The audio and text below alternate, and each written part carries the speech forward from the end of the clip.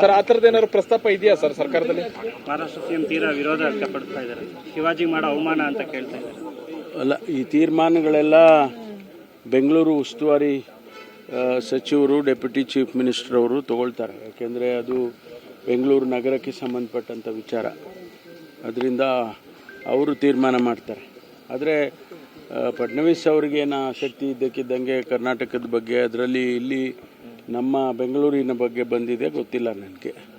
ಸರ್ಕಾರ ನಿರ್ಧಾರ ಮಾಡಿಲ್ಲ. ಈಗ ಶಾಂತಿ ಆಗ್ತಾ ಇರೋ ಸಂದರ್ಭದಲ್ಲಿ ಬಿಜೆಪಿ ನಾಯಕರುಗಳು ಎಂಟ್ರಿ ಆಗಿದ್ರು. ನಿನ್ನೆ ಯತ್ನಾಳ್ ಕೂಡ ಓದಿ ಅವ್ರ ಮೇಲೂ ಕೂಡ ಒಂದು ಎಫ್ಐಆರ್ ಅವರು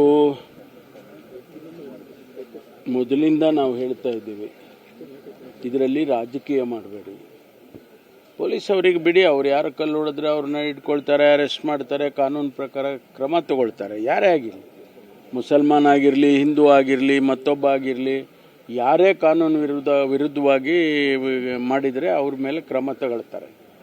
ಅವ್ರಿಗೆ ಬಿಟ್ಬಿಡ್ಬೇಕು ಪೊಲೀಸ್ನವ್ರಿಗೆ. ಅದು ಬಿಟ್ಟು ಇವರುಗಳು ಹೋಗಿ ಪ್ರಚೋದನಕಾರಿಯಾಗಿ ಭಾಷಣ ಮಾಡಿ ಮತ್ತೆ ಜನರನ್ನೆಲ್ಲ ಹೆಬ್ಬಿಸಿ ಈ ರೀತಿ ಮಾಡ್ತಕ್ಕಂಥದ್ದು ಸರಿ ಇಲ್ಲ.